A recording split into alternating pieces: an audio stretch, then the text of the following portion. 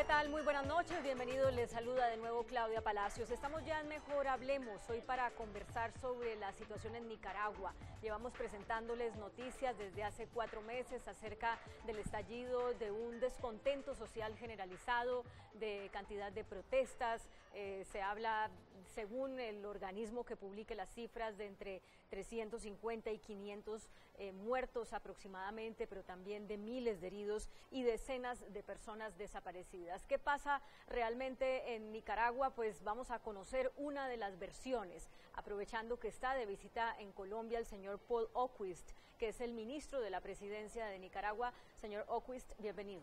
Muchas gracias por la invitación. Bueno, primero, al margen de qué bando han sido los muertos y quién es el bueno y quién es el malo acá, yo me pregunto, señor Oquist, ¿cómo puede seguir en pie un gobierno con 500 muertos o alrededor de esa cifra en 4 meses? Bueno, usted acaba de inflarlo de 450 a 500 en su propio discurso. Esas cifras son muy inflados y esas cifras son muy débiles. Lo que hay de hacer para cerciorar la situación es ver el trabajo que está realizando la Comisión de Verdad, Justicia y Paz de la Asamblea Nacional de Nicaragua, trabajando con los forenses, que está encomendado de ir caso por caso para averiguar qué ha pasado en cuanto a gente muerta, los muertos, pero también los secuestros. También hay un secuestro de un trabajador de la alcaldía de Managua, desde la tranque de Jinotepe, que no se ha esclarecido, el compañero Bismarck. Eso de decenas de desaparecidos es falso, porque hay mucha noticia falsa. Bueno, pero permítame, yo le voy diciendo de dónde salen estas cifras. La Asociación Nicaragüense Pro Derechos Humanos, al día 27 de julio, que fue cuando se cumplieron aproximadamente 100 días de las protestas, sacó el siguiente comunicado con estas cifras: 448 muertos, 2.800 heridos, 595 desaparecidos. Estamos hablando de una organización que tiene prestigio internacional, la Asociación Nicaragüense Pro Derechos Humanos. Entonces, ese grupo ha sido opositor desde hace más de una década, ha sido opositor tenaz del gobierno. Ese grupo ha sido fuente de muchas las noticias falsas, que críticamente ha seguido organismos lamentablemente internacionales de derechos humanos, basándose en los datos locales tendenciosos, que son claramente sesgados políticamente, tienen un color político muy claro, y sin fundamento, porque hay de fundamentar cuestiones tan serias, y es la comisión de la Asamblea que va a hacer eso, pues, con la ayuda también de expertos internacionales. El gobierno tiene la cifra de que de los muertos hay 198 sandinistas muertos, y eso es algo que no ha trascendido internacionalmente, porque la cobertura ha sido tan tendenciosa, tan sesgada. Esto pasó diferentes etapas, pero en el fondo había un intento de golpe de Estado que ya fracasó. El golpe de Estado trató de vestirse de oveja como unas manifestaciones cívicas pacíficas.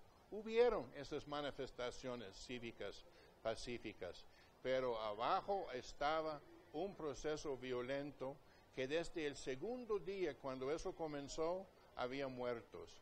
2 manifestantes muertos y un policía muerto en choques.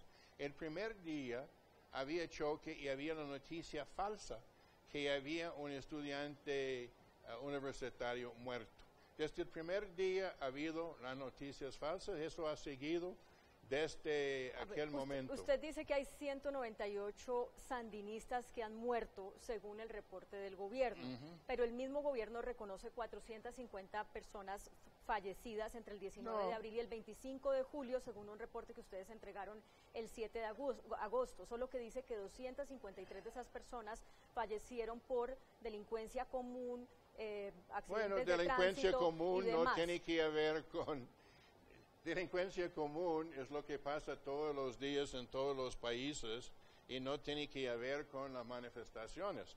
O sea, eso mismo deflacta, va a desinflar esas cifras notoriamente. ¿No ha habido represión excesiva con uso de la fuerza de parte del gobierno hacia los manifestantes? Ha habido una polarización en Nicaragua. Nicaragua no es un país donde no hay polarización. El Frente Sandinista de Liberación Nacional, los sandinistas son parte de la vida en Nicaragua. Es un hecho, es una fuerza poderosísima en Nicaragua. Cualquier persona que conoce de Nicaragua sabe eso. Y este movimiento es una realidad también. Hay una polarización y ha habido violencia por lado y lado. Por eso los forenses van a trabajar con la Comisión de Verdad, Justicia y Paz en averiguar también las responsabilidades criminales que pueden haber. O sea, de parte de las fuerzas del Estado, ¿usted reconoce que puede haber responsabilidades criminales por parte de todas las fuerzas? Y esto es lo que lo distingue de las organizaciones de derechos humanos que usted mencionó, incluyendo los internacionales, porque la metodología de los internacionales tiene una falla muy grande. No toman en cuenta las atrocidades, incluso las atrocidades de actores no estatales. Ellos dicen que enfatizan los actores estatales porque el Estado tiene la obligación de proteger, Eso es correcto, pero la obligación de proteger no puede ser lo mismo cuando los mismos golpistas estaban demandando acuartelar a la policía. ¿Cómo va a proteger la policía a la ciudadanía si va a acuartelarse? O cuando está sitiado la estación de policía, como ocurrió en Masaya. Y tuvo que entrar una columna de la policía para liberar a la estación que estaba atrapado ahí, sitiado 2 semanas. Y había un reino de terror contra los sandinistas en Masaya cuando los golpistas estaban controlando muchos barrios de esa ciudad. Sí. Cuando se mandó la columna a retomar la policía, ¿cuál era la noticia que salió, Claudia, a nivel internacional? Policía entra a Masaya para reprimir al pueblo. Entraron a Masaya para liberar a policías que llevaban casi 2 semanas sitiados por hombres armados, encapuchados, golpistas, sí, que en los últimos 5 días no tenían comida siquiera.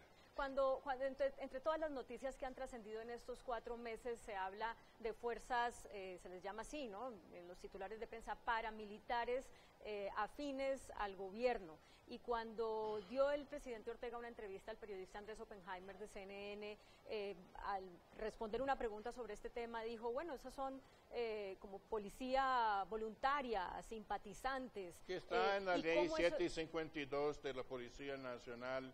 Los artículos 24 y 26 contemplan la policía apoyado por la ciudadanía. Que realmente, si uno ve el informe de Naciones Unidas, de PNUD, el informe regional de derechos humanos, alaba a la policía de Nicaragua como modelo en América y en el mundo por su enfoque de policía comunitaria, proactiva, de una policía que trabajaba con y trabaja con la comunidad. ¿Y cómo una policía comunitaria puede estar armada con fusiles AK-47? Así es Nicaragua, siempre ha sido desde la guerra de los años 80. Y todos los AK-47 de los golpistas son paramilitares.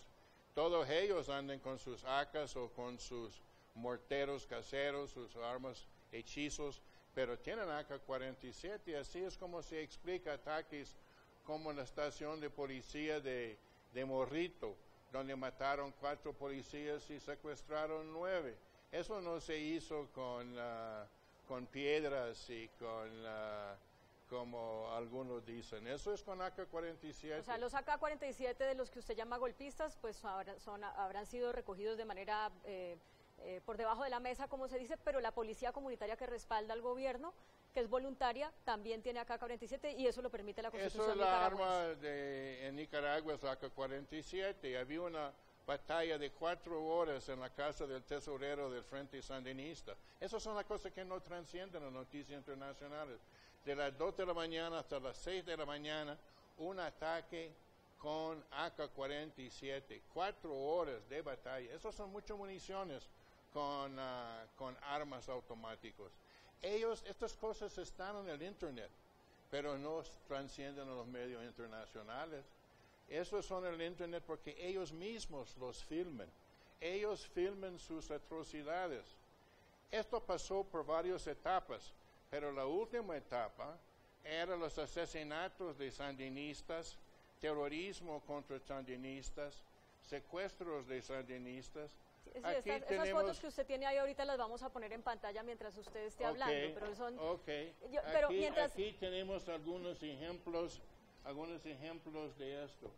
Quiero destacar esto, compañero, que es Francisco Arauz Pineda. Él estaba levantando barricadas con la comunidad en los barrios orientales de Managua, con otro compañero y miembro de la comunidad. Porque si se levantaron las barricadas, los tranques en todo el país, la comunidad, la policía también, por supuesto, pero no se logró eso solo la policía, era con la comunidad. Y lo dispararon. Después pusieron una llanta con una llama encima de él. Y ellos lo filmaron. Le podemos pasar la grabación si quiere. Y después se ve cómo llegan y primero está disparado, pues. Está baleado y en el pavimento. Y le echan gasolina y lo queman. Después ponen un bronce en su mano y dicen, eso es su trofeo, hijo tal por cual. Le insultan y más desconcertante de esa atrocidad es que hay jubilo entre los golpistas que lo están haciendo. Están bailando, están dando vítores, y eso no sale en los informes de derechos humanos. ¿Por qué dicen? Porque son actores no estatales. Entonces el pueblo sandinista que eligió al presidente Ortega con 72% del voto en 2016 dice, y de ahí, y los derechos humanos solo son para ellos, los derechos humanos no son para los sandinistas. Esto que usted está narrando, me imagino que ha dado lugar a investigaciones judiciales. Cuando han ido las personas miembros del mecanismo especial de seguimiento del grupo interdisciplinario de expertos independientes creado para Nicaragua, se quejan de que no tienen la facilidad de acceso a la información, por ejemplo, en las cárceles, para conocer las condiciones de las personas que han sido judicializadas por hechos como estos. ¿Por qué no está fluyendo la información a las entidades de control internacional que pueden verificar de parte y parte quiénes son los responsables y si se está haciendo justicia en estricto rigor? Había la acusación que había torturas en las cárceles. El mismo CIDH, que es tendencioso, que es sesgado, que se basa en la información del CPDH que usted mencionó, que es una entidad que apoyó el golpe, es golpista, no es nada neutral el CPDH. Ellos salieron diciendo que no encontraron nada de torturas en la cárcel principal en Managua. Y este tipo de cosas, ese tipo de atrocidad de quemar un ser humano, no sale como violación de derechos humanos. ¿Cómo puede ser eso? Necesitamos tener una cuestión de una visión en conjunto de todas las atrocidades. Eso sin duda, pero ¿por qué el gobierno de Nicaragua no ha publicado una lista de nombres de los muertos, de los heridos, de los detenidos, bueno, que sea totalmente transparente? Eso se está trabajando. Pero ¿por qué 4 meses después se tiene no que depurar estos listos? Por ejemplo, toda esa gente víctimas de la violencia, de la delincuencia común, o la gente inocente que estaba en el lugar equivocado, en el momento equivocado, y encontraron fuego cruzado. Hay de identificar esos casos también. Sí, aquí hay secuestros y torturas de sandinistas. tienen el hábito de desnudar a la gente. Eso es otra cosa que no estaba en la cultura política nicaragüense, es solo ahora. Ni en la guerra de los años 80 se veía eso de desnudar a gente y torturarlo, filmándolo. Y después lo suben al internet, como es una gran hazaña torturar a la gente. Ministro, aquí hay ejemplos tengo que de hacer eso. una pausa para comerciales por el tiempo que dura el programa, pero yo quisiera, cuando regresemos, que hablemos de lo siguiente. Usted reconoce al comienzo de esta entrevista, pues que parte de la realidad de Nicaragua no solamente es que hay sandinistas, sino también personas, digamos, descontentas, ¿no? Por supuesto. Para el gobierno eso son no hay golpistas. ninguna duda. Yo quisiera que habláramos de la manera como Daniel Ortega ha sido reelegido, porque usted dice, fue reelegido la última vez con 72%, pero no se puede dejar de olvidar que cuando él vuelve al poder en el año 2007 fue después de unas elecciones en las que se cambió el porcentaje con el que podía ser elegido para facilitar que fuera elegido en primera vuelta. La segunda vez fue elegido a pesar de que un artículo de la Constitución decía que no se podía ser reelegido quien estaba ejerciendo el cargo. Todo el mundo se fue a las elecciones de 2006 con las mismas reglas de juego. Él ganó con 38% del voto. Que hizo un acuerdo muy criticado con el expresidente alemán. En 2011 ganó con 62% del voto. Y en 2016 ganó con 72% del voto. Eso es lo que yo y quiero eso que hablemos. Está refrendado por todas las encuestas de Sid Gallup, de Costa Rica, de los gringos. De todas las encuestas tenían Daniel Ortega por encima del 70%. ¿Usted reconoce que quienes consideran que ya lleva Daniel Ortega en el poder 11 años porque ha ido acomodando las reglas a su beneficio, tienen una razón de tener descontento? Todo ha sido legal. Se cambió la cuestión de reelección en Colombia, se cambió en Costa Rica, ¿por qué no se puede en Nicaragua? Seamos justos, pues. Lo que vale para el ganso, vale para la gansa también, pues. Y todo ha sido legal. Los que no han podido ganar elecciones trataron de impulsar un golpe de Estado para romper la Constitución, la institucionalidad. Y no tiene que creer a mí. Se puede escuchar a ellos en su discurso. Que se vayan ya. Que se vayan ya. Hoy, mañana es demasiado tarde y va a haber un gobierno provisional. Eso se llama golpe de Estado. Si se quiere gobernar Nicaragua, se tiene que presentarse en las elecciones. De que ha habido controversias sobre el Consejo Supremo Electoral, es cierto. Ya renunció el presidente del Consejo Supremo Electoral. El gobierno ya se acordó con la Organización de Estados Americanos de aceptar sus recomendaciones para realizar un proceso de reforma electoral. Hay un calendario que se está ejecutando este año. Se va a consultar los diferentes sectores y regiones de Nicaragua y para enero de 2019 debe estar listo una propuesta de reforma electoral. Daniel Ortega a la vez se ha estado depurando las listas electorales, el padrón electoral, para que se pueda llegar a una situación de unas elecciones que todo el mundo se puede aceptar en las próximas elecciones. Daniel Ortega se va a volver a presentar para las próximas elecciones de Eso finales de lo va a 2021. decir Daniel Ortega y el Frente Sandinista de Liberación Nacional, quién va a ser su candidato. La cuestión es de si creemos en la democracia, si creemos en la democracia o creemos en el golpe de Estado. ¿Por qué eso ustedes fue no aceptan apoyado el grupo creado en la OEA para hacerle seguimiento a lo que está pasando en Nicaragua? El presidente Ortega ha dicho, no, aquí no entran, aquí no les vamos a recibir. Están en conversaciones con ellos. Ellos se extralimitan también, pues. Hay de ver la realidad y hay de ver soluciones justas. Sí. Ahora, ellos creían, porque tenían tranques en todo Nicaragua, que podrían cambiar el gobierno. Eso no es la manera de cambiar el gobierno. Nunca va a haber paz si se cambia el gobierno porque tiene tranques en el país. ¿Sabe por qué? Porque los sandinistas saben hacer tranques también, pues. O sea, tenemos que a seguir las reglas de juego, acordar las reglas de juego, seguir las reglas de juego y decidir quién gobierna Nicaragua por elecciones. Y cumplir las reglas de juego. Democracia.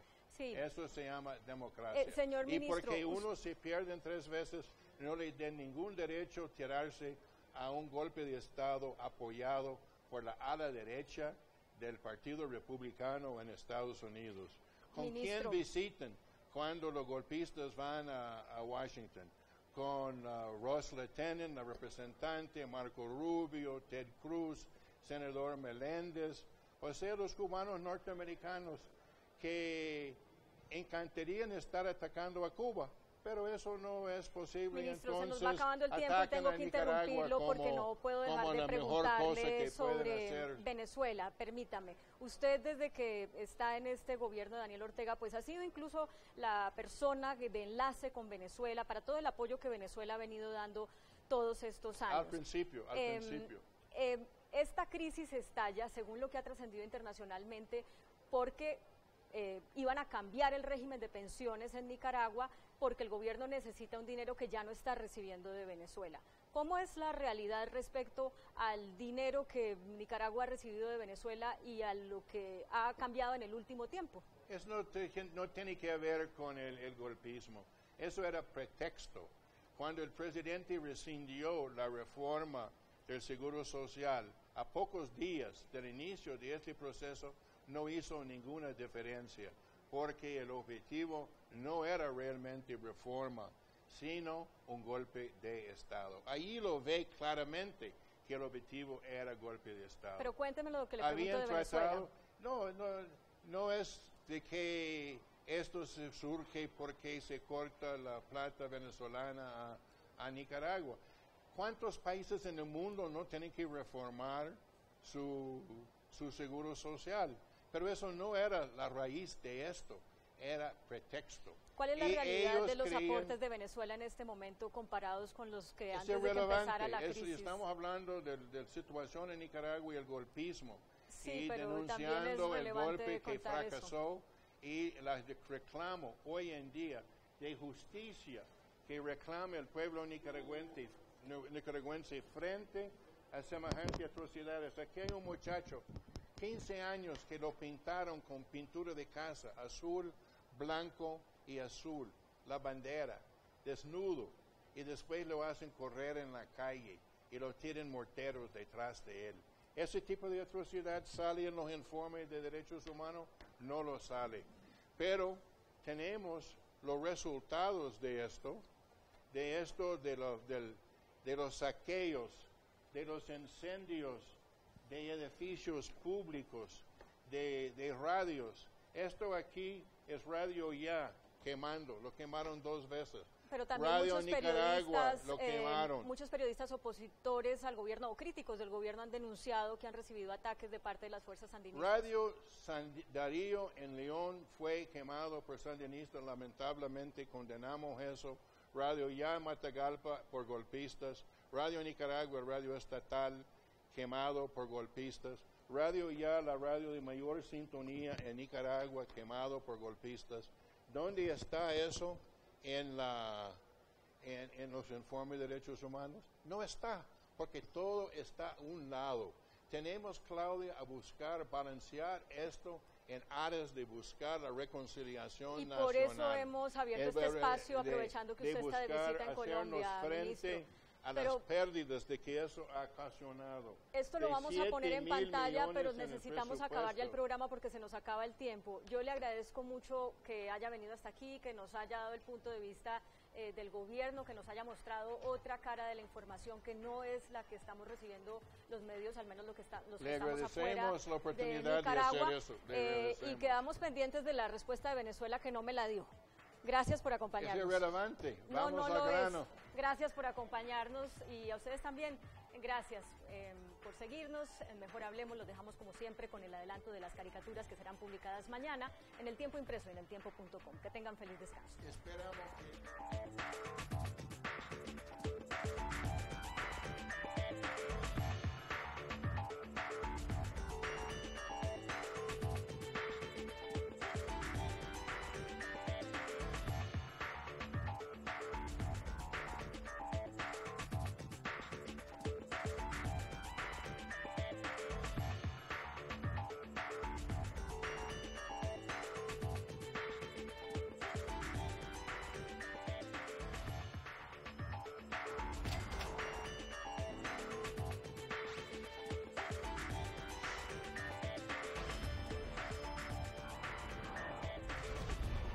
Mejor hablemos.